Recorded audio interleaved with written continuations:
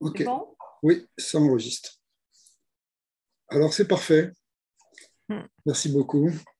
Alors très content de vous retrouver dans, dans ce moment un peu spécial qui précède les fêtes juives, puisqu'on va rentrer dans le cycle du mois de ce qu'on appelle le mois de Tishri, le mois de Tishri étant le premier mois de la nouvelle année, même si on a deux manières de compter. On compte aussi à partir du mois de Nissan, on peut compter à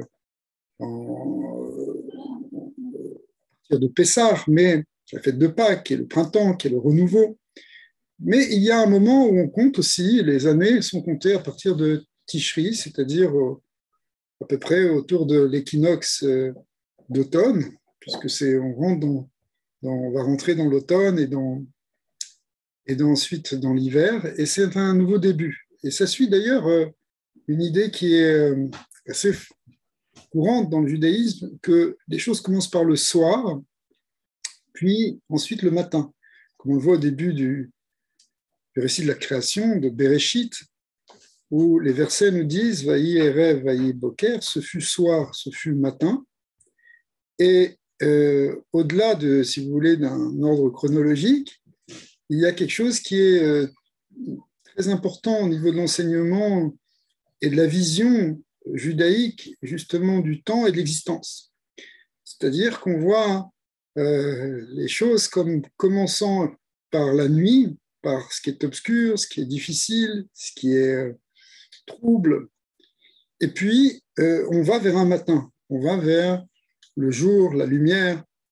On sait très bien que l'histoire du peuple d'Israël s'articule autour d'un moment d'exil et ensuite d'un moment de Géoula, c'est-à-dire de délivrance, qui sont comparés respectivement au soir et au matin. Vaïe Erev, Vaïe Boker, ce fut soir, ce fut matin, c'est toute l'histoire. Et donc même dans le cycle de l'année, puisqu'on va rentrer dans l'année nouvelle, 5782, il est logique qu'on commence aussi par le soir, parce qu'on se dit, bon, ben, même si l'année peut-être elle commence, on prend les difficultés au départ, si vous voulez, et puis on se dit qu'on va aller vers la lumière, vers un mieux, ça va aller toujours en s'améliorant. Donc ça, c'est toujours une vision, si vous voulez, de dire, c'est pas qu'on est dans la nostalgie d'un âge d'or où ça brillait, et puis voilà, on est rentré dans une forme de descente et de décadence. Non, non. Le futur est vu comme porteur de potentialités positives et de réalisations meilleures. C'est important parce que, au fond, ça doit être une posture dans notre existence. Enfin, c'est ça que nous propose ici la Torah, c'est-à-dire que on voit toujours le futur comme étant mieux. Bon, on peut pas il ne s'agit pas de rester tout le temps dans des regrets, de se dire, voilà, dans le temps, c'était mieux, ou quand j'étais jeune, c'était bien. Non, non. Il faut voir toujours le matin devant soi. On aura, ça va très loin parce que vous savez qu'on articule le temps aussi selon ce qu'on appelle le olam hazé et le olam haba, c'est-à-dire le temps présent et le monde à venir, qui sont aussi respectivement comparés à la nuit et au jour. Donc, on va toujours vers la lumière. Le futur sera lumineux. Et ça, si vous voulez, c'est ce qui a permis au peuple d'Israël de traverser justement l'exil. Parce que si on se disait, bah, de toute façon, c'est fini, voilà, c'est perdu, les bons moments, on les a eus à l'époque du Temple, à l'époque du roi David, à l'époque des prophètes. Mais aujourd'hui, bah, ça y est, on est réduit à l'exil. Eh bien, si on était rentré dans cette approche, dans cette conception, on aurait disparu. Et d'ailleurs, ça a été une tendance dans l'histoire, une épreuve dans l'histoire, de résister à, à ce désespoir qui est de dire, bon, bah, finalement, l'histoire d'Israël, elle est passée, elle est finie, elle reviendra pas. On même il y a eu des courants spirituels dans le monde qui ont véhiculé ça, que l'histoire d'Israël était terminée, que Dieu avait choisi d'autres, etc. Mais la émouna, la foi profonde du peuple d'Israël, c'est que Vaïe Erev, Vaïe Bokek. Ça commence par un soir et ça continuera par un matin. Et le fait d'avoir cette dimension-là, eh bien, c'est ça qui est porteur de vie. C'est ça qui fait que on avance en fait toujours vers un futur. Lorsqu'on croit que le futur est terminé, il est noir, il doit disparaître, il est obscur, etc., alors on tombe dans le désespoir, et là, la vie s'arrête. Que Dieu préserve. Et c'est pas ça la position du judaïsme, c'est pas ça le message du judaïsme. Le message du judaïsme, c'est qu'il faut, même si on a vécu quelque chose de difficile, ressortir et renaître renaître de ses cendres, s'il faut, mais même après la mort, il y aura une résurrection. Même après l'obscurité la plus totale qu'un homme peut rencontrer, il y a une possibilité de renaître et de revivre et de continuer. Et donc, l'idée, excusez-moi, l'idée finalement, c'est que on va pas s'arrêter à cette vision déprimante, mais au contraire, il faut être tout le temps, et on peut être tout le temps dans quelque chose qui va augmenter, qui va se développer, qui va aller vers un meilleur futur. Alors, on peut essayer de voir maintenant excusez-moi, je ne sais pas ce qui s'est passé, ça va être bien comme ça. Voilà. Et on peut essayer de voir un peu maintenant, un peu plus profondément sur ce que représente justement ce qu'on appelle Rosh Hashanah, le début de l'année, qui est, comme on le sait, les maîtres nous l'ont dit, c'est pas simplement un début, c'est repasser par un moment de création. On revient en quelque sorte à la source à Rosh Hashanah. Rosh Hashanah, on revient dans l'origine, dans le roche. Le mot roche veut dire l'origine, veut dire le principe, la source. Et on essaye de revenir vers cette source pendant Rosh Hashanah et se ressourcer et revenir vers une nouvelle création de nous-mêmes, en fin de compte. Et les maîtres de la Torah nous disent que toutes les créatures passent en quelque sorte en jugement devant Hachem le jour de Rosh Hashanah. Et comme d'ailleurs dans la paracha de cette semaine, Nitzavim, il y a une allusion où on nous dit que vous tenez tous debout devant Dieu. Les maîtres ont vu dans ça l'idée d'une allusion à Rosh Hashanah où tout le monde se tient, et quelle que soit la catégorie sociale, quelle que soit l'origine, toutes les créatures passent devant Akadosh Baruch Hu. Et de certaine manière, cette notion qui est véhiculée de jugement, elle est un peu, on pourrait dire, presque angoissante. Parce qu'on se dit, mais quoi, c'est-à-dire on va être jugé, est-ce qu'on va avoir une bonne année, est-ce qu'on va avoir une bonne année, est-ce que Dieu va regarder ce qu'on a fait? Alors, il y a eu beaucoup de discussions, beaucoup d'encre qui a coulé sur ces concepts, mais l'enseignement profond, quand on creuse un petit peu, on voit que ce n'est pas du tout quelque chose de négatif. Il y a une idée, bien sûr, de prise de conscience et d'éveil. Et le mois d'Elul qui précède le mois de Tishri, donc le mois d'Elul dans lequel nous sommes encore pour une semaine, eh bien, c'est un moment où justement les communautés d'Israël s'éveillent, commencent à faire des prières, en plus, si vous voulez, se lèvent plus tôt le matin pour retourner vers Avinu Sheba Shamayim, vers Hachem, vers notre Père, vers Akadosh Baruch Hu, Saint béni soit-il. Et donc, c'est un moment réellement où on doit reprendre conscience, parce qu'au fur et à mesure, on a tendance à tomber dans les habitudes, dans l'oubli, dans une routine, à se laisser un petit peu aller. Et donc, il y a une idée de reprendre conscience, en fin de compte, et de se ressaisir et de s'éveiller. À tel point que les maîtres nous disent qu'on va lire la paracha qu'on a lue cette semaine, on a lu ce Shabbat, qui est la paracha de Kitavo. On doit la lire avant Rosh Hashanah. Et dans cette paracha de Kitavo sont présentés des versets qui sont certains très très durs. Je ne sais pas si vous avez déjà lu. La lecture simple de ces versets, elle est tout simplement effrayante. On dit, si vous n'avez pas suivi l'alliance avec Hachem, si vous êtes détourné, vous avez servi des idoles, etc., voilà ce qui va vous arriver. Et il y a toute une suite pratiquement de malédictions, on peut les appeler comme ça, des clalotes, de 98, il y a même une manière d'en compter 100, qui se déferlent les unes les pires que les autres. Okay. On se dit, les maîtres nous disent, oui, il faut lire ça avant Rosh Hashanah, justement pour prendre conscience, pour faire teshuva.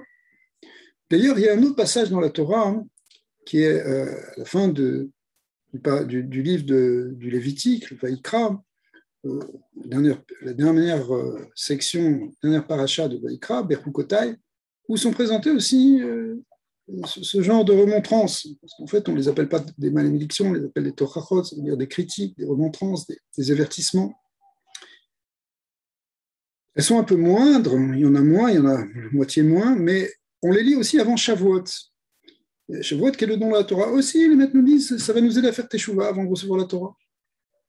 Mais en fait, ils nous disent en même temps qu'il ne faut pas le lire juste avant Rosh Hashanah ou juste avant Shavuot.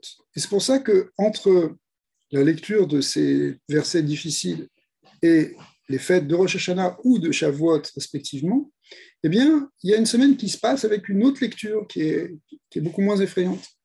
Parce qu'on ne veut pas non plus arriver complètement terrorisé à Rosh Hashanah. Alors, les maîtres se sont beaucoup posé la question, ils se sont dit, mais ça veut dire quoi cette histoire? C'est quoi? Est-ce que c'est une malédiction comme ça? Est-ce que Dieu il veut vraiment nous détruire, nous faire du mal?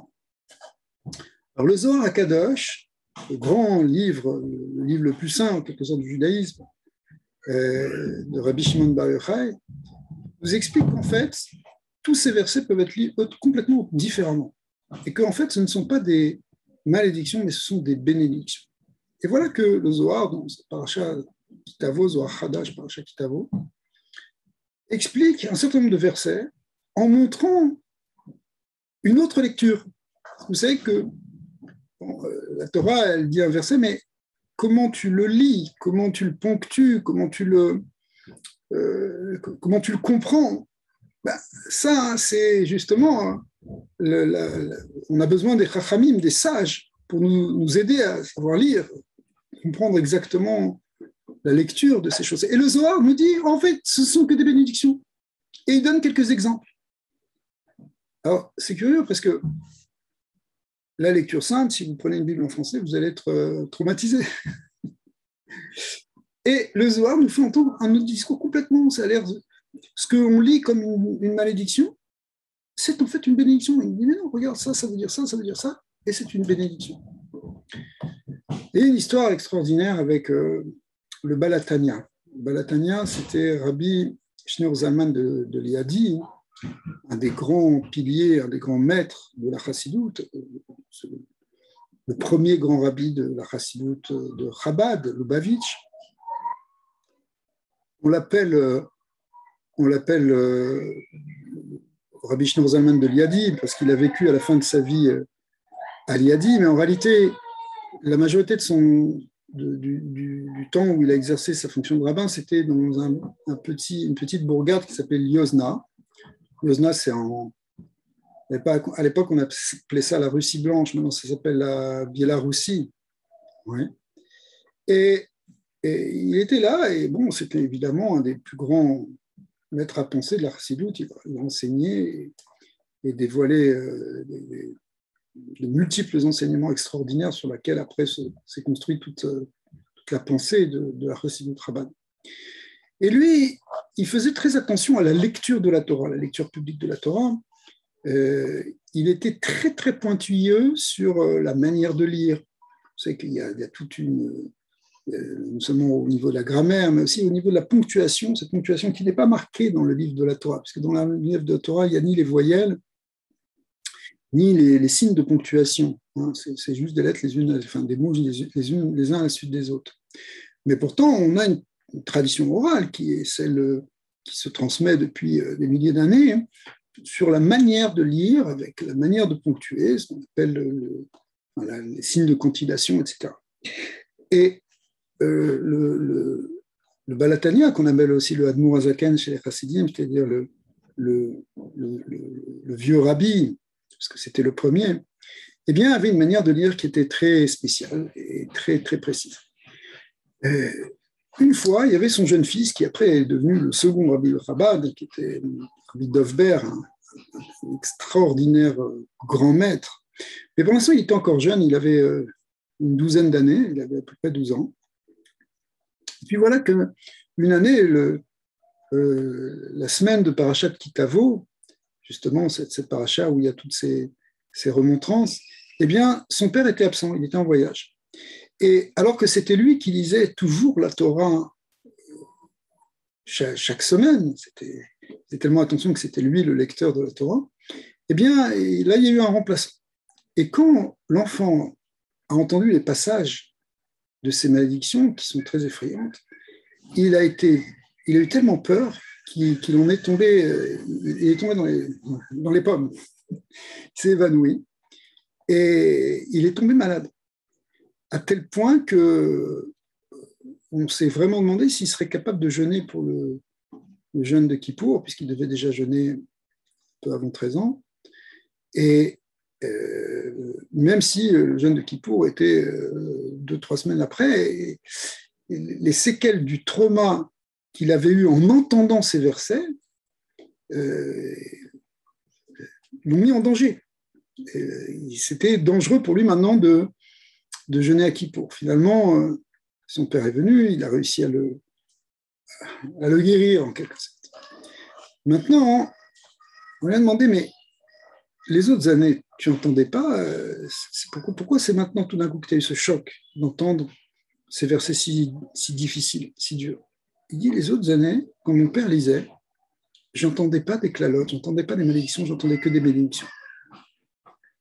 Et effectivement, quand le Balatania lisait, il percevait la Torah dans sa source, dans son niveau le plus élevé, où au fond, il n'y a pas du tout de dureté, il n'y a pas du tout de rigueur, il n'y a que de l'amour. Vous savez, le Baal Shem Tov a expliqué ça, c'est-à-dire, et le Balatania aussi a expliqué comment essayer de, bien sûr, il faut avoir la crainte de Dieu, mais établir une relation d'amour très profonde avec Hachem. Comme le Baal Shem Tov a dit, qu'à Kadosh Baruch Hu, il a un amour tellement profond pour chaque créature qui peut être comparé à l'amour qu'un vieux père a pour l'enfant unique qu'il a eu dans sa vieillesse. C'est-à-dire, après l'avoir attendu tellement, il va le chérir, cet enfant. Eh bien, Akadosh Baruch Hu aime aussi ces créatures comme ça.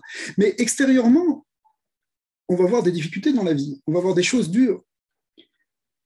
Mais intérieurement, profondément, le Balatania, qui était dans un niveau spirituel très élevé, il ne percevait dans ces versets que ces bénédictions, justement, comme Rabbi Shimon Bar Yochai nous a dit, qu'en fait, ce sont des bénédictions. Simplement, il faut arriver à les lire, il faut arriver à les prendre, il faut arriver à les comprendre. Et lorsque le Balatania lisait la Torah, son fils n'entendait que des bénédictions. Il entendait les bénédictions parce qu'il le lisait au niveau des bénédictions. Ah, pourtant, c'est le même texte. C'est le même texte, mais comment tu l'entends? Comment tu l'interprètes? Attention, a priori, on ne peut pas interpréter et lire la Torah n'importe comment tel que ça nous arrange. On ne peut pas transformer un texte parce que ça va nous aider ou nous permettre quelque chose qu'on aimerait bien.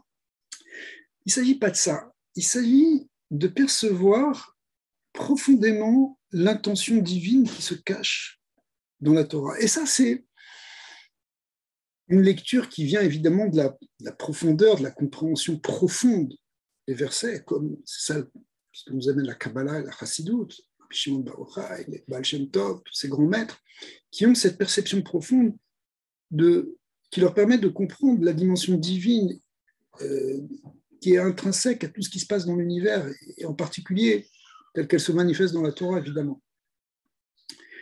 Mais pour nous, il y a probablement aussi un enseignement qui peut nous toucher chacun. Parce que finalement, dire que des versets de malédiction, ce sont des versets de bénédiction, et les comprendre comme des bénédictions et les vivre comme des bénédictions,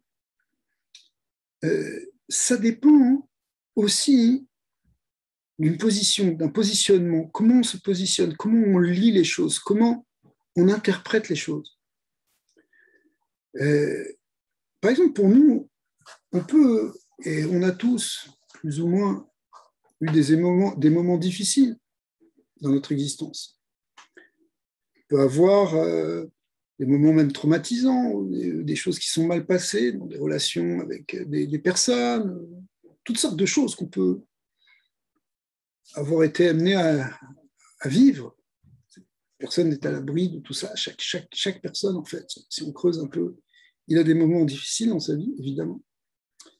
Mais maintenant, quelle lecture on en fait? Comment on raconte notre histoire? Comment on raconte un événement, le même événement qu'on a vécu? De quelle manière je l'interprète? Comment je vais me le raconter? Est-ce que je me le raconte dans un langage où je raconte quelque chose de traumatisant et d'impardonnable et de difficile et de douloureux? Ou est-ce que je prends un autre recul, je prends sous un autre angle? Vous savez, il y a une expression qui est courante dans le judaïsme. En hébreu, c'est quelques mots, ça se dit Gamzul et Tova. Ça aussi, c'est pour le bien. En fait, c'est une expression qui vient d'un grand maître de l'époque de la Mishnah, donc il y a à peu près 2000 ans, qui s'appelait, un grand rabbi qui s'appelait Nahum. Nahum, qu'on appelait Ish Gamzu, parce que c'était ce qu'il avait toujours dans la bouche, de dire Gamzu et Tova, tout ça c'est pour le bien. Il avait aussi un élève qui est encore plus connu, qui est Rabbi Akiva, qui disait à peu près la même chose. Il le disait lui, il le disait en araméen, il ne le disait pas en hébreu. Il disait Kol de Avid Rachamana Letavavid, ce qui peut se traduire par tout ce que fait Hachem, il le fait pour le bien. Et la Gemara, le Talmud, nous donne des exemples, des choses concrètes qui se sont passées et qui ont, où ces maîtres ont dit ces choses-là dans des choses qui leur sont arrivées. Alors, et la première histoire, c'est très possible que vous les connaissiez déjà parce que ce sont des histoires très connues dans le judaïsme, mais ce n'est pas grave parce qu'on peut toujours les entendre 1000 fois et à chaque fois ça nous pénètre un peu plus. Eh bien, une fois, Rabbi Akiva était en voyage et vous savez qu'à l'époque, on ne voyageait pas comme aujourd'hui, on voyage avec notre passeport, notre carte bleue, ou je ne sais pas. Avec quoi il voyageait? Il voyageait avec un âne pour porter ses affaires. Il avait un coq, parce que grâce au coq, il pouvait se réveiller à minuit pour commencer les prières.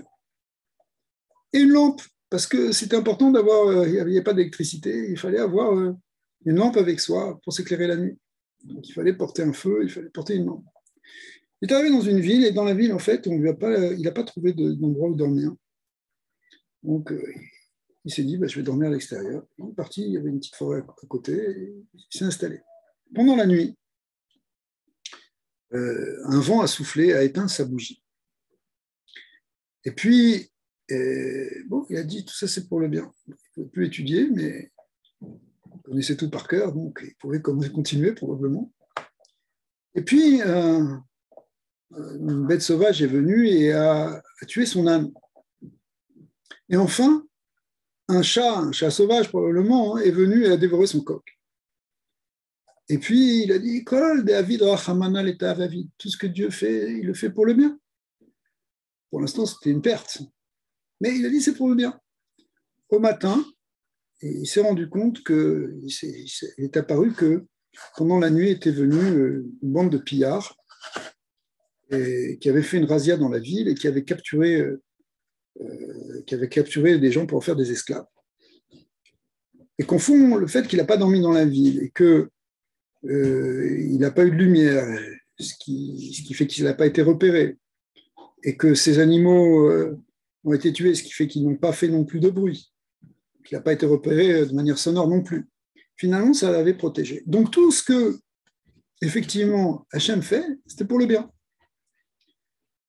L'autre histoire, et après on va voir un peu la différence, c'est celle de Nahum Shimshkin Gamzu. Ça se passe à l'époque, donc c'est une génération avant, mais c'est déjà une domination romaine sur la plupart du monde civilisé, et en particulier sur la Judée. Et il faut qu'il paye, il faut que le peuple d'Israël paye un tribut, un grand impôt. Et donc on choisit, c'est dangereux d'aller jusqu'à Rome, puis Jérusalem, on imagine à l'époque, avec tous les pillards, avec tout ce qui peut exister, mais on choisit un tzaddik, quelqu'un qui est tellement attaché à Dieu qu'on se dit, lui, il va lui arriver, il va être protégé. Et il se propose, effectivement, et c'est lui qui part, c'est Nahum Ish Gamzu, qui part pour amener un grand coffre plein de pièces et de pierres précieuses, un trésor pour amener au César, pour arriver à avoir la paix avec eux, finalement. Et puis il part, et puis en chemin, il s'arrête à une auberge, Nigla Gaimara, on raconte le Talmud, et dans cette auberge, lui, il parle avec les aubergistes, il dit voilà pourquoi il est en voyage, etc. Les aubergistes disent bon, très très bien. Pendant la nuit, ils viennent et ils lui dérobent la caisse qui était sous son lit, et ils la vident et ils la remplissent de sable. Et lorsque Nahum repart, en chemin, il se rend compte que le contenu de sa caisse a changé. Mais il dit Gamzu le Tova, même ça c'est pour le bien. Pourtant là, il risque vraiment sa vie, il risque la vie peut-être même du peuple d'Israël, mais il a une émouna très forte en disant que ça, c'est pour le bien.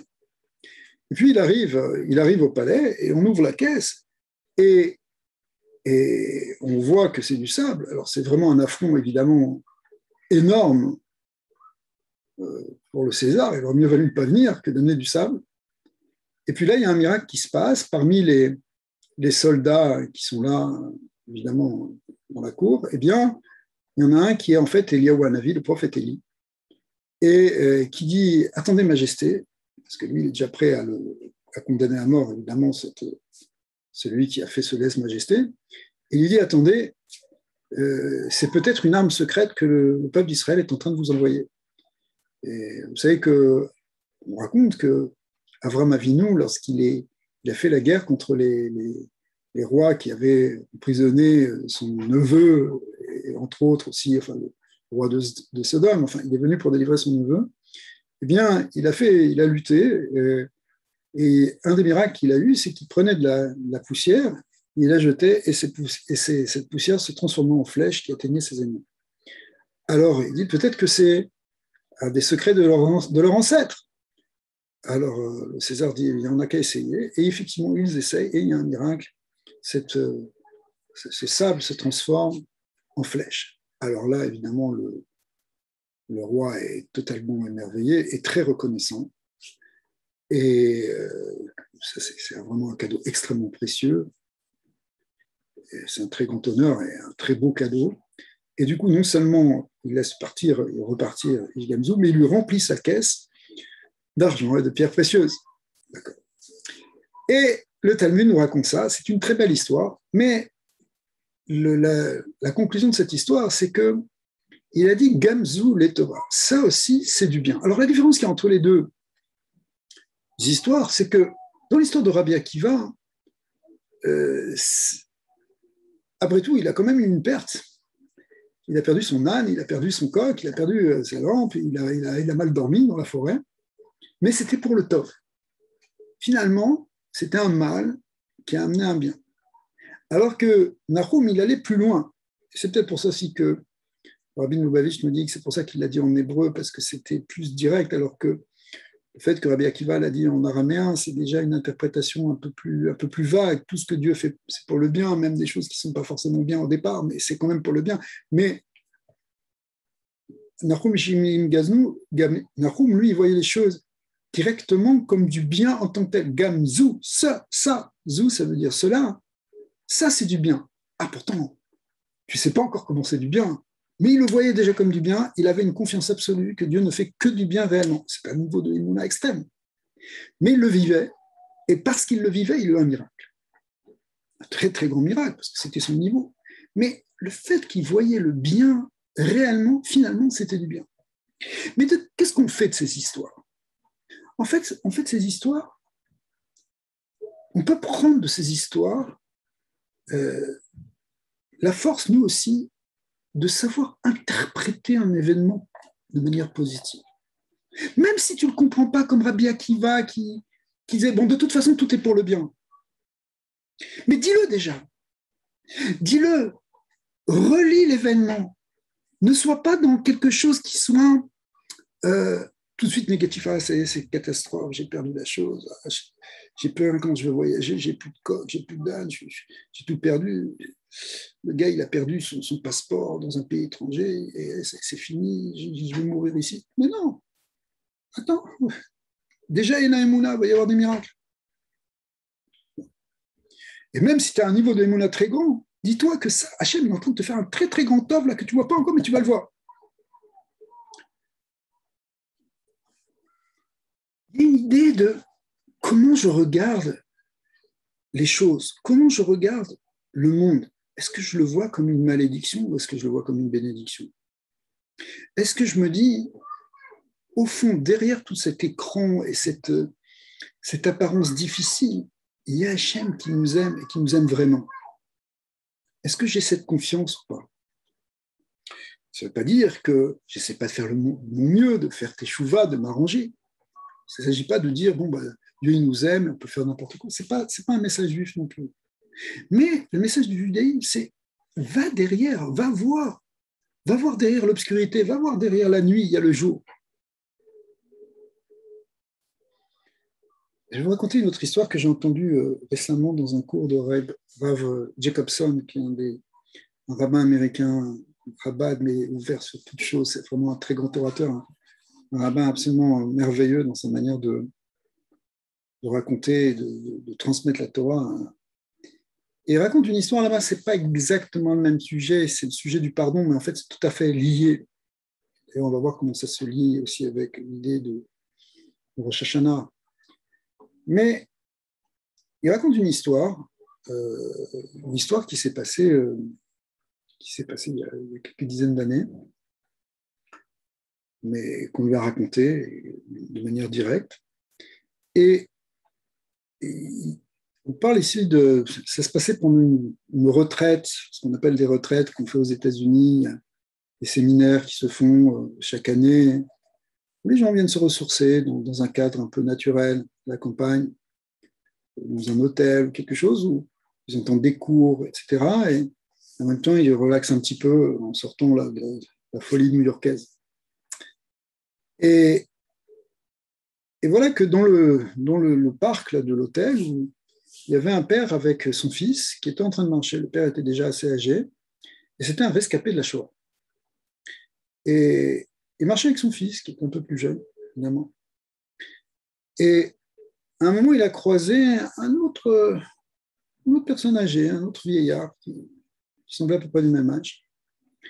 Et il lui a fait un petit geste, un petit salut comme ça, très, très léger comme ça. Il a salué comme ça et ils ont continué chacun leur tour. Ça a intrigué le fils, il a dit, tu le connais? Il a dit, oui, je le connais. C'était mon meilleur ami quand j'étais jeune, c'était ma chavruta, c'est-à-dire mon compagnon d'études. Le fils est très étonné, il lui dit, quoi? Et tu ne l'as pas vu depuis? Je ne l'ai pas vu depuis l'époque de la jeunesse. Et il dit, mais alors, tu l'as fait juste un petit salut, pourquoi tu ne l'as pas sauté dans les bras? Pourquoi tu ne l'as pas enlacé? Tu vois, quelqu'un que tu n'as pas vu depuis des dizaines d'années et qui était ton meilleur ami, saute lui dessus. Le père dit, ne rentre pas dans ça. Comment le fils, quoi? Qu'est-ce qui se passe? Qu'est-ce qu'il y a eu? Il insiste. Et finalement, le père lui dit, ok, je vais te raconter l'histoire. Je ne voulais pas te la raconter, mais je vais te la raconter.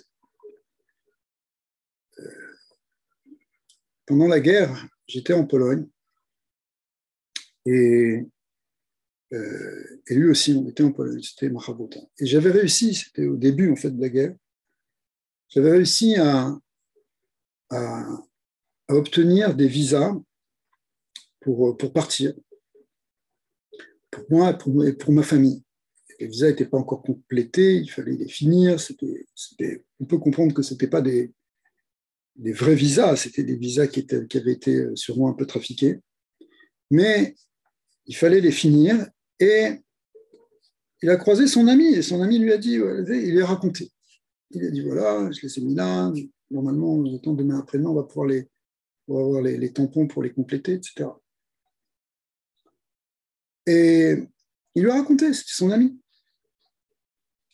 Le lendemain, quand il est venu à la place où il avait mis ses visas, où il les avait mis dans une cachette, il s'est rendu compte qu'il n'y avait plus. Les visas avaient disparu. Et il a compris. Il a compris que c'était son ami qui les avait pris. Celui à qui il s'était confié, il lui avait volé ses visas. Et la suite de l'histoire, c'est que son ami a réussi à sortir d'Europe finalement à temps avec sa propre famille, alors que lui, il a été déporté à Auschwitz avec sa propre famille et qu'il a été le seul survivant. Alors quand le fils entend ça, il dit, mais alors, c'est pas l'embrasser qu'il fallait, pourquoi tu ne l'as pas sauté dessus pour le frapper? Et là, le père a dit quelque chose de très important. Il a dit, écoute, c'était une autre époque. C'était un moment spécial. Les gens avaient des réactions. Pas juger, tu ne peux pas comprendre dans quel état tout le monde vivait à ce moment-là. Donc, on bien réagi, on ne peut pas juger. Et au fond de cette histoire, on voit que finalement, c'était très dur ce qu'avait vécu cet homme, mais même s'il n'avait peut-être pas pardonné ou celui qui avait été responsable d'une certaine manière de sa famille, la mort de sa famille, malgré tout, il avait été capable d'avoir une lecture de l'événement qui était une lecture où il était capable de se mettre à la place de l'autre. Il a réagi comme ça parce qu'il était poussé, okay. Alors ça, c'est effectivement, on peut comprendre ça dans l'idée de pardonner à quelqu'un, qu'on est capable de se mettre aussi à sa place. Mais ce qu'on voit de là, c'est que la lecture qu'a eu cet homme de l'événement, d'un événement terrible de son existence, vraiment terrible, eh bien, cette lecture-là qu'il a choisie, il a choisi finalement de donner cette interprétation, de dire, voilà, lui, il était dans cette position, il a fait ce qu'il a fait, plutôt que de dire, ouais, je en veux pour jusqu'au restant de ses jours, et pour plus, je le maudis pour des générations. Non. Il a choisi un autre positionnement. Il a choisi de lire les événements de sa vie d'une manière plus positive et d'une manière plus libératrice. Il serait resté avec une rancœur absolue, une haine. Ça aurait été lui le premier malheureux. D'accord. Alors, on pourrait se poser la question, et l'autre, comment il fait pour gérer cette culpabilité? Ça, c'est aussi un autre problème. Mais ce qu'on voit de ce côté, puisque c'est ce côté-là qu'on connaît, de cet homme-là, puisque cette histoire a été racontée, c'est qu'il a été capable d'interpréter, de lire les événements de sa vie, de les lire justement dans une dimension positive. En fait, puisqu'on parle de pardon, puisque des Rosh Hashanah, on rentre dans ce qu'on appelle les 10 jours de Teshuvah, qu'on traduit très, très mal quand on dit les 10 jours de pénitence, comme on le voit dans certains livres. Il ne s'agit pas de faire des pénitences. Il s'agit de Teshuvah, c'est-à-dire de revenir. Teshuvah, ça veut dire retour. De revenir vers Hachem, de se rattacher à notre essence divine, de se rattacher à notre vrai maître intérieur, qui est justement cette dimension infinie, qui est la dimension divine qui est en nous. C'est ça qu'il faut révéler, c'est ça qu'il faut rattacher, c'est ça qu'il faut retrouver pendant cette période-là qui commence à Rosh Hashanah, en fait, qui est là, c'est toute l'année qu'il faut rechercher ça. Mais c'est un moment qui est plus propice pour ça. Et ça, on parle des 10 jours de Teshuvah qui vont nous amener jusqu'au fameux grand jour qu'on appelle le jour du grand pardon, le Yom Kippour, où là, on va obtenir ce pardon. Mais on a tendance c'est comme ça qu'on le comprend au départ. Dire, bon, voilà, on a fait une faute, Dieu, il nous en veut, il faut qu'il nous pardonne. Il ne s'agit pas de ça. Il s'agit de rétablir en réalité cette relation d'amour, cette relation de douceur, de bonté. On appelle aussi la rachamim en hébreu. Bonté, la gentillesse, la douceur. Parce que l'essence divine, si vous voulez, elle est faite de cet amour, de cette bonté. C'est pour ça que les maîtres nous disent on dit qu'à Rosh Hashanah, Dieu siège sur son trône de justice et à Kippour, sur son trône d'amour, et qu'il faut faire passer Dieu d'un trône à l'autre. Mais c'est une image.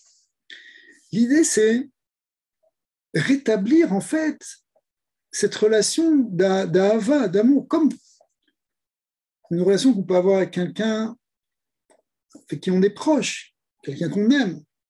Et cette personne qu'on aime, ça peut être un parent, ça peut être quelqu'un de très proche, eh bien, cette relation, elle peut être endommagée. Elle peut tout d'un coup être... il y a une dispute, il y a une mauvaise compréhension, etc. On sait ce qui peut arriver dans les familles, dans les difficultés. Chacun vient avec ses propres souffrances, il les transmet à l'autre,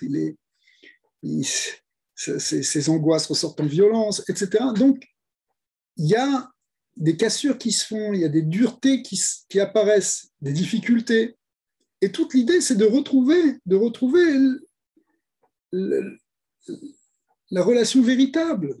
Normalement, dans une famille, entre un père et un fils, entre une mère et une fille, entre un frère et un autre, une sœur, ça doit être une relation d'amour. On n'est pas venu sur Terre pour se disputer. Même si on voit que des Caïn et Ével, ça avait mal commencé. Mais au fond, ce n'est pas ça la vraie nature de la relation fraternelle, la vraie nature de la relation paternelle, etc. Ça doit être au contraire une relation basée sur la hava, sur l'amour. Au fond, c'est très logique. Et notre relation avec Hachem aussi.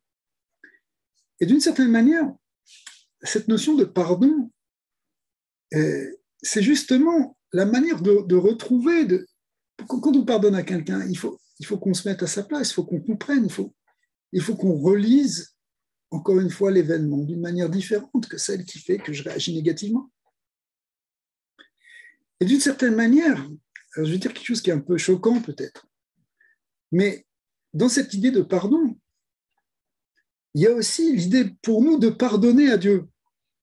C'est quoi pardonner à Dieu? C'est nous les fauteurs. Lui, il est sadique, il est bien. Il ne s'agit pas de ça. Il s'agit de retrouver notre paix avec Hachem, parce qu'on peut lui en vouloir, consciemment ou inconsciemment, et d'ailleurs, on le voit dans l'histoire de l'humanité, on le voit dans l'histoire de la Torah, elle nous décrit des êtres qui se révoltent contre Akadosh Baruch Hu, qui lui en veulent. Pourquoi ils lui en veulent?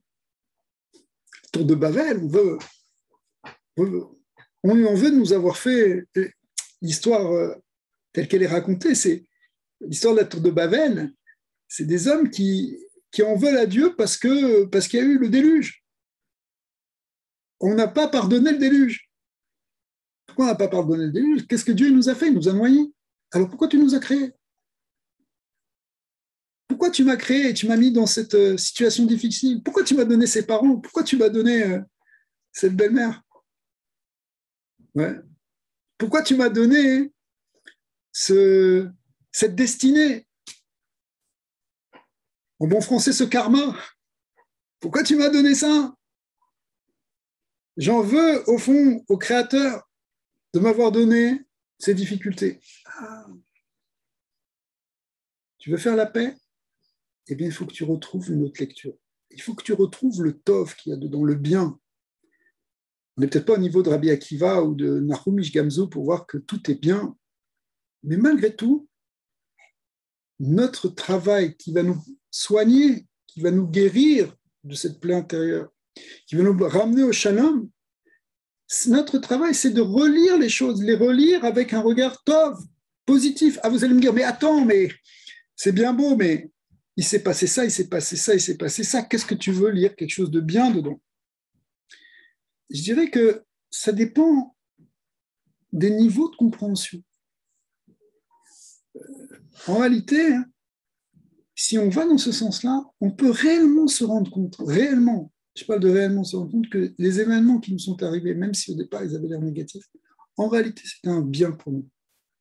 Ah, vous allez me dire, ouais, tu ne peux pas dire ça à quelqu'un qui est dans sa souffrance. C'est vrai, on ne peut peut-être pas lui dire, ah tu sais, c'est pas grave si t'es arrivé ça. Non, il ne s'agit pas de ça. Il s'agit de faire un travail sur soi. Travail sur soi, en fait c'est le travail, en termes un peu plus modernes, c'est un travail de thérapie, évidemment. Aussi de se dire, de recréer ça. Mais là, ça va plus loin que ça. C'est réellement retrouver la vérité qui est en nous, la vérité profonde, qui est la vérité divine. Mais on peut et on est capable de retrouver dans tout, d'avoir une relecture dans tout, une relecture qui va nous amener à quelque chose de porteur, quelque chose de vivant, quelque chose de... On va pouvoir réinvestir vers l'avenir, on va pouvoir reconstruire, revoir les choses sous un angle qui nous amène vers l'éternité et pas qui nous bloque, qui nous enferme dans une souffrance du passé, dans des rancœurs, dans des fois on peut traîner des blessures pendant des dizaines d'années ou une haine pour une personne pendant le reste de notre vie. Mais pourquoi? Pourquoi? Parce que tu restes bloqué sur une lecture. Tu restes bloqué sur une interprétation de quelque chose qui s'est passé. Mais essaye de le regarder autrement. Essaye de le regarder avec l'angle de la Emouna, qu'il y a un créateur qui fait tout et que, au fond, tout va vers le bien. Donc, arrête de penser que le monde s'est arrêté parce il t'est arrivé ça et que tu es tout le temps encore prisonnier de cet événement, consciemment ou inconsciemment. Donc, le moment de Rosh Hashanah, c'est un moment où, et c'est pour ça que on nous fait cette lecture de Kitavo où il y a toutes ces clalottes, mais en même temps, on ne doit pas les lire juste avant Rosh Hashanah. Il doit y avoir une interruption. Une semaine avant, enfin 2 semaines avant, et il y a une semaine où on lit des versets plus positifs. Pour nous laisser le temps de comprendre que c'est ça ce qu'on a à faire. C'est ça la véritable Teshuvah. La véritable Teshuvah, c'est de revenir. Teshuvah, ça veut dire revenir, et de revenir sur notre vie et de la réécrire, de la reconstruire. C'est pas quelque chose d'artificiel. C'est quelque chose qui va nous libérer. C'est quelque chose qui va libérer notre véritable force intérieure, notre véritable âme, qui elle est prisonnière de toutes ces pensées et de toute cette structure psychologique qui s'est construite, psychique qui s'est construite autour des événements marquants de notre existence. Il faut rebâtir tout ça pour libérer notre Neshama, pour la libérer dans son retour et dans son union avec Hachem, sinon on est bloqué. Donc l'essence de la Teshuvah, elle vient par le fait de réécrire notre vie, de comment tu lis ta vie, comment tu lis la Torah, ta Torah, ton existence, comment tu la lis. Si tu la lis mal, tu te bloques dans ta relation avec Hachem, tu ne fais pas Teshuvah. Et si tu es capable de voir, de dire Gamzoulet Tova, ça aussi c'est du bien, c'est pas artificiel, c'est réel, c'est trouver le vrai. Parce qu'en fait, le vrai, c'est qu'il y a du bien. Ne reste pas bloqué sur la lecture qu'il y a du mal. C'est sûr que tu as eu mal. C'est sûr que quelqu'un a perdu un proche. C'est sûr qu'il y a eu un deuil. Mais justement, le travail de deuil, c'est pour arriver à réinvestir, à retrouver autre chose. Retrouver une autre relation avec la personne défunte, par exemple. C'est-à-dire que maintenant, on n'a plus une relation où on la voit physiquement, mais on a une relation à un niveau spirituel. Mais si tu restes bloqué dans je ne peux pas me passer de sa présence physique, etc., et je reste, c'est quelque chose qui est contre le judaïsme. Vous savez qu'on a lu d'ailleurs il n'y a pas longtemps dans Parashat Re'eh l'interdit de, de, de se mutiler lorsqu'on perd un proche. Parce que non, on a perdu un proche, mais en fait on l'a perdu pour un moment, ou on l'a perdu d'une certaine manière, mais on ne l'a pas perdu complètement. Et on va le retrouver, et il est déjà là, et on est déjà avec une certaine connexion avec lui. Ouais. Donc l'idée, si vous voulez, c'est que si on ne fait pas ce travail-là, on ne fait pas teshuva. Et la vraie teshuva, c'est ça. C'est ça la teshuva, c'est pas se taper dessus et se dire je suis fauteur, je suis fauteur. Peut-être au début, tu prends conscience qu'effectivement, là, tu as des dérives dans ta vie. Mais le but, c'est pas de s'arrêter là. Le but, c'est de savoir comment reconnecter, comment retrouver quelque chose de bien, de vivant, de joyeux, de pur, de beau. Et toutes ces valeurs-là, elles sont au fond de toi. Elles sont là, elles sont peut-être prisonnières justement de toutes les injonctions négatives que tu as reçues dans ta jeunesse, de tous les coups que tu as pris, de toutes les difficultés que tu as eues, qui fait que tu es porteur de cette souffrance et que cette souffrance, elle tourne en rond et que tu la transmets autour de toi. Mais libère-toi de ça. Libère-toi de soi pour retrouver l'énergie vivante, jeune, belle, pure qui est en toi. C'est ça la pureté. Et ça, c'est le vrai travail de tchouva. Mais ce travail de tchouva, la clé, c'est réécrit, relit, refait, reconsidère. Vous savez, l'étude de la Torah, c'est une étude où on n'arrête pas d'interpréter. Alors évidemment, on peut pas, comme on a dit, on ne peut pas interpréter non plus n'importe comment. Il faut savoir, il y a une transmission de la manière d'interpréter les choses, des règles d'herméneutique, etc. Ça veut dire que c'est encadré, mais le travail, c'est un travail en permanence de relecture. On relit la Torah chaque année, on relit les mêmes Talmuds, mais à chaque fois on les approfondit, à chaque fois on les voit sous un nouvel angle, à chaque fois on va en tirer quelque chose qui va nous donner de la vie. C'est ça le travail de la Torah, de l'étude de la Torah. C'est pas on apprend simplement parce qu'il faut savoir et point, et ça s'arrête là. Ça ne va pas t'aider. Ça va t'aider parce qu'il faut que tu apprennes des bases au départ, mais ce n'est pas ça le travail d'étude. L'étude, c'est une recherche. Et cette recherche, elle vient avec une recherche dans l'interprétation. Et l'interprétation, la traduction, l'interprétation, c'est finalement la clé de notre teshuva et de notre libération, si vous voulez. Bon, alors voilà, je parle beaucoup, j'interprète beaucoup, mais je pense que ça peut être aussi bien si tout le monde participe, si vous avez des questions, si vous voulez approfondir certaines choses, ce serait évidemment bienvenu.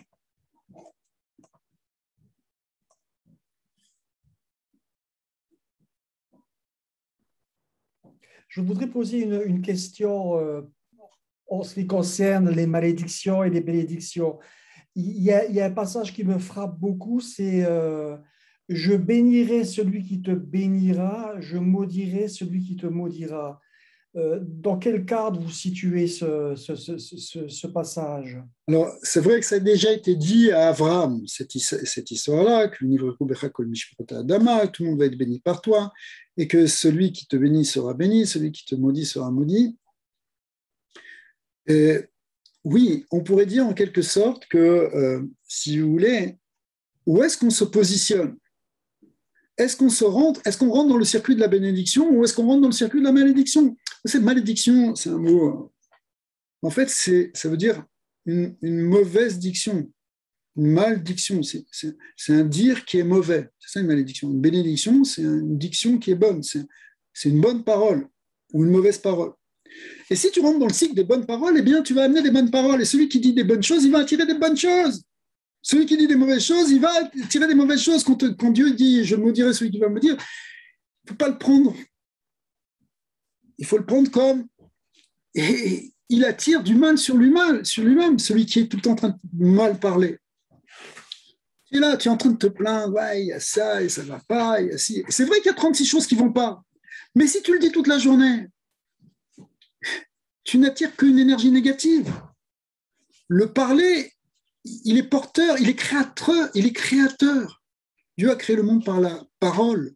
Donc quand on parle, on crée une certaine réalité. Donc si tu dis tout le temps, ça va pas, c'est ça, et celui-là ici, et ça, ce qu'on appelle le lachon hara aussi, la mauvaise parole, la mauvaise langue, eh bien cette mauvaise langue, elle crée du mauvais. En revanche, une bonne parole, être positif, bon, peut-être Hachem, ça va aller bien. C'est que le Baal Shem Tov, à chaque fois qu'il rencontrait un juif simple, il demandait comment ça va pour qu'il dise, bon, Hachem, béni soit Dieu, grâce à Dieu. Parce que ce mot, grâce à Dieu, il crée des anges positifs, si vous voulez le dire dans son langage-là, mais ça veut dire il crée une réalité, une influence, une énergie positive. Alors que si tu es tout le temps en train de dire du mal, eh bien, tu crées du mal et du coup, tu es le premier qui en bénéficie. Non, là, c'est plus un bénéfice, mais qui en maléficie, eh bien, c'est celui qui parle mal. Donc, il faut s'habituer à parler bien. Ah, la pire des choses, si vous voulez, c'est qu'on vit dans un monde où on entend les nouvelles. Or, qu'est-ce que nous racontent les journalistes qui sont des hommes comme nous? C'est pas parce que c'est dit à la télé que c'est plus vrai. C'est pas parce que quelqu'un l'a écrit sur un papier sur Internet. C'est un homme comme nous, avec son interprétation. Il est peut-être même pire que nous. Il est peut-être moins sain que nous, moins clair que nous. Eh bien, s'il dit des choses négatives, et en général, vous savez que 95% de ce qui est raconté dans les journaux, c'est des choses négatives. D'accord ? Ça crée une mauvaise pensée, un découragement. Tu allumes la radio le matin, on te dit il y a eu ça, c'est vrai. Tu ne peux pas nier les choses.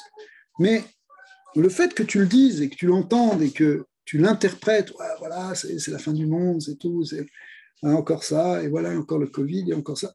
Le fait que tu l'interprètes comme ça, eh bien, tu te mets dans cette réalité négative.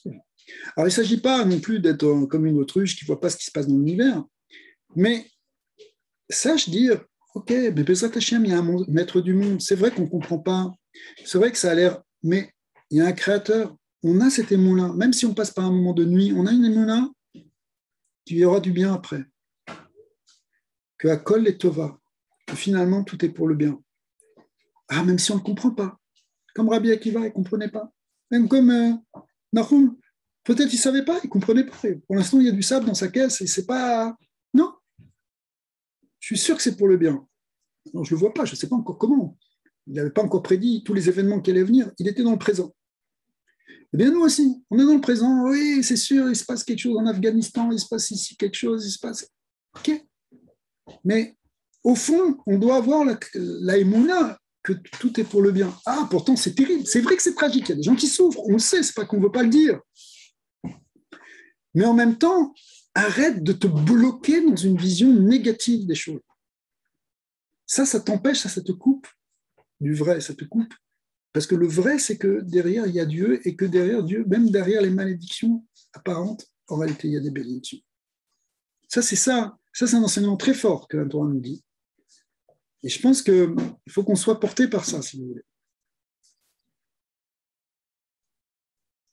Est-ce que vous avez une autre question? Avec plaisir. Est-ce que je voulais savoir que lorsqu'une personne fait teshuva, demande pardon à Dieu pour la première fois, est-ce que c'est seulement son année en cours ou c'est de toute sa vie en fait? Alors, on fait teshuva chaque année, spécialement pendant la période de Kippour, etc., pendant ces périodes, et on peut repasser sur des choses aussi anciennes. C'est bon, parce qu'il y a un concept de teshuva, al teshuva. C'est un peu comme, puisqu'on a mis un peu ça sur le même plan que la thérapie, eh bien, vous savez, la thérapie, c'est aussi des fois des choses un peu par couche. C'est-à-dire que, bon, c'est libéré d'un problème, mais au fond, il y a encore des niveaux sur lesquels on peut travailler. Et bien, c'est un peu la même chose, ça, dans l'idée de teshuva ici, c'est que même si on a fait teshuva, on peut encore creuser. Par exemple, on peut encore s'améliorer, on peut encore travailler sur le côté positif qui est en nous d'une manière un peu plus profonde, et ça, on va le faire chaque année. Mais de manière générale, on n'est pas là pour vivre tout le temps avec l'obsession de notre passé ou de nos fautes. Ou de ce... Non, il faut faire ce travail de réparation, si vous voulez. Le but, c'est d'être positif, d'être optimiste, d'être constructif, d'être des gens qui avançons dans le monde pour construire, pour changer ce monde, pas pour rester tout le temps déprimé sur un passé où il y avait des échecs, etc. Alors, je peux vous poser une question justement à propos de ça. Dans le psaume 51, David dit je reconnais mes fautes et mon péché sans cesse sous mes yeux. C'est-à-dire que quand on se rend compte de quelque chose, qu'on fait teshuva, on le fait à un niveau, on va dire, niveau de base, le niveau 1. Mais au fur et à mesure qu'on évolue dans le temps et dans la compréhension, etc., cette faute, elle est sans cesse présentée devant nous. Quand et comment, oui, voilà. En fait, comment ça se passe au fur et à mesure, quoi. Comment ça évolue, cette histoire-là? Alors, c'est vrai que David a dit ça, qu'il voit sa faute devant lui. Mais les Chachamim, les sages se sont posé la question. Ils ont dit, mais quoi, on va rester toute la vie à regarder des choses. Il ne s'agit pas de ça non plus. Il s'agit d'une certaine manière de ne pas oublier d'où tu viens. Il y a ce concept-là, si vous voulez, qui est d'ailleurs aussi ramené dans Pirkei Avot, dans les chapitres des Pères, de savoir d'où tu viens. Je dis, tu viens justement de... C'est pas forcément glorieux d'où on vient. Et si vous voulez, ça c'est une manière de ne pas se prendre pour Dieu. Voilà, finalement, je suis aussi quelqu'un comme ça. C'est pas parce que tu as fait tchouva, maintenant tu te prends pour un ange et que tu es un saint et que tu es au-dessus de tout le monde. Il n'y a pas de ça. Sinon, on va te ramener à ça. Parce que tu dois garder aussi l'humilité. Si vous voulez, ce qui est très fort en fait dans la Torah, c'est que on veut te pousser, c'était un peu ça dont on a parlé au fond, même si on n'a pas dit ça dans ces mots, mais pendant ce qu'on a dit dans ce cours, c'est qu'on veut te pousser à prendre conscience que tu as une âme divine finalement, que tu es en relation avec Hachem, que tu es quelqu'un d'extraordinaire, que Dieu aime, etc. Mais en réalité, on a tous les plans d'existence en nous, c'est-à-dire qu'on a à la fois ce côté extrêmement élevé, spirituel, divin, etc. Et en même temps, on est aussi des êtres de chair et de sang, et avec un Yetzer Hara, avec un côté bas, etc. Et bien, ne l'oublie pas, ce côté-là. N'oublie pas ça non plus. Mais ne te limite pas non plus à ça.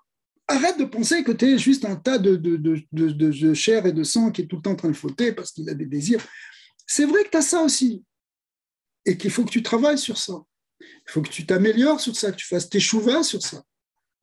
De ta jeunesse, des fautes de ta vieillesse, tout ce qu'on a en nous. Mais d'un autre côté, tu as aussi quelque chose qui est extraordinaire, qui est divin, qui est au-delà de tout ça. Et ce que vous ramenez là dans ce psaume 51, c'est aussi cette conscience qu'on est aussi des êtres bas.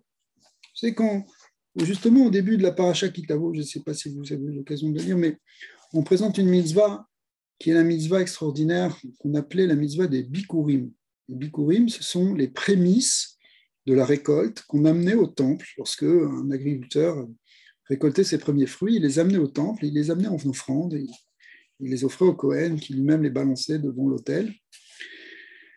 Et au moment où il faisait ça, il récitait un certain texte, un texte qui est marqué justement dans la paracha, et qui commence par le fait que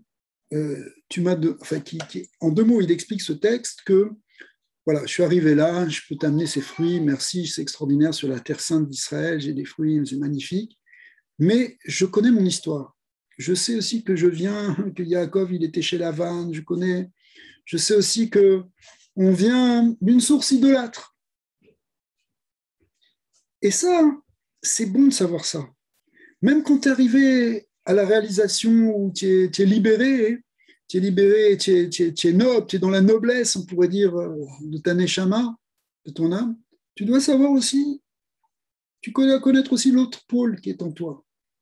Parce que si tu l'oublies, il va te rattraper. Les gens qui pensent qu'ils sont complètement hors de tout, hors du mal, hors du monde, il faut faire très attention. Parce qu'on est aussi dans un corps et on est aussi dans cette chose-là. C'est pas pour se permettre des choses qu'on dit ça. C'est pour prendre conscience aussi de notre petitesse.